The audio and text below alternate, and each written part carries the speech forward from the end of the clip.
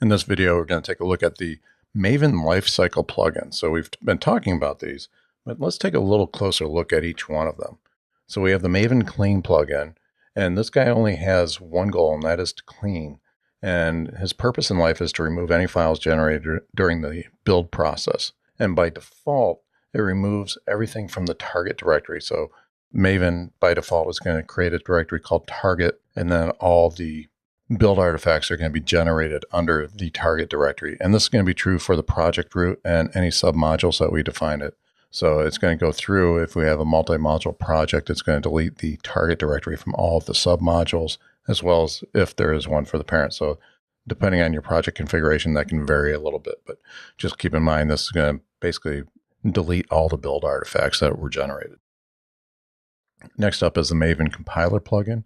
And this is going to be in the default lifecycle. And at this point, the default lifecycle, we're going to be looking at the jar lifecycle specifically for the purposes of this lecture. And the compiler plugin has only two goals. That's going to be compile and test compile. So obviously the compile is going to be doing your project. Test compile is going to generate the Java class files for your test classes. And then by default, it is going to use the compiler JavaX tools out of the JVM. So this is a default class, a compiler that's available within the JVM. It is not the executable from the command line, Java-C. Now, it can be configured to use that if needed.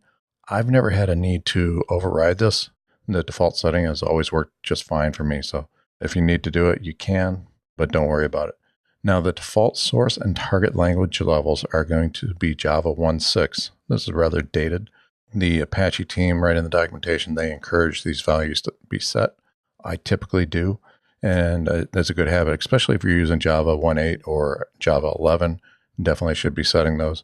I hope people still aren't using Java 1.6 out there, but I know there's plenty of legacy code floating around, especially in Java land.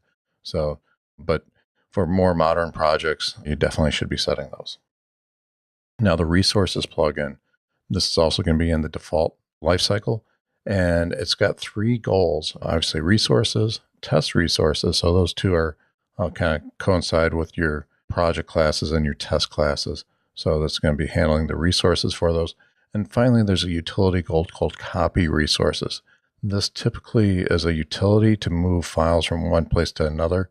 I've never had a need for it, but if you get into more complex, probably EJB type projects or possibly more complex web projects, you might have a need for it. I've never actually had a need, but it is a tool there. If in your build you need to move files from one location to another, perfect tool for that. Now you can also configure it to do things like encoding, also source and target directory. So by default, it's going to be looking at /resources under main and /resources under test. So that comes out of the box. If you need to do something different, you are able to. And there's a lot of versatile configuration options for copying the file. So a lot of versatility there. I've never had to touch it though. The Maven Surefire plugin. This has one goal, that is Surefire test. Now, the purpose of the Surefire plugin, that is going to be executing the unit test of your project. And this is a very important plugin. We will be looking at it quite a bit more. By default, out of the box, it's going to support JUnit 3, JUnit 4, JUnit 5, also TestNG. Now, you might be thinking about what about some of the other ones, such as Cucumber. That is going to run under JUnit. Spock, I'm a big fan of Spock. I like it a lot. That actually compiles down to JUnit bytecode. So we'll be looking at JUnit 4 and 5 in the course here and how to set that up. One other caveat about the Surefire plugin, by default, when it looks in the test directory, it's going to be looking for classes named that begin with test, end with test, or that end with test, plural, or that end with test case. So this is the default inclusions. If you need to change it, you can. So it does offer a lot of versatility there. But that is just default behavior out of the box. It's never been a problem for me. It actually runs quite nicely as far as how it sources those in. And one thing I did not list there, it also handles POJO tests. So if you just write a plain old Java object as a test, it will also pick those up. And then we have the Maven jar plugin. And obviously that is going to be generating the jar. There are two goals here. One is jar jar. It seems like something out of a Star Wars movie. And then we have jar test. That's going to create a jar of your test resources. The second one you probably don't need to use. The first one is kind of self-explanatory. Really not a lot of reason to touch this. It's going to build jars from compiled artifacts and project resources. You can configure it for custom manifests and to make executable jars. Not often, especially when you're using Spring and Spring Boot. It's going to be doing this for you through the Spring Boot plugin, but we'll take a look at an example of that in case you need to. So it is a tool. It's pretty standard, pretty vanilla. Most of the time, you don't have to think about the jar plugin. The Maven deploy plugin. This is also in the default build lifecycle. There are two goals. One is deploy. That is going to deploy the artifacts. And then finally, there's another goal. It's a utility goal called deploy file. So you can specifically deploy a specific file if you need to. Now, the purpose of this is to take the built project artifacts, such as a jar, and deploy those up to a remote Maven repository. Typically, you're going to see this done in some type of continuous integration testing. Your Jenkins servers or your Circle CI server is going to be set up to do that, or some type of integration environment where you'll be deploying from. Typically, you don't see this happening from a developer workstation. And I'm saying typically. Smaller project teams, you might not have all the automation in place. A larger project team, you probably will.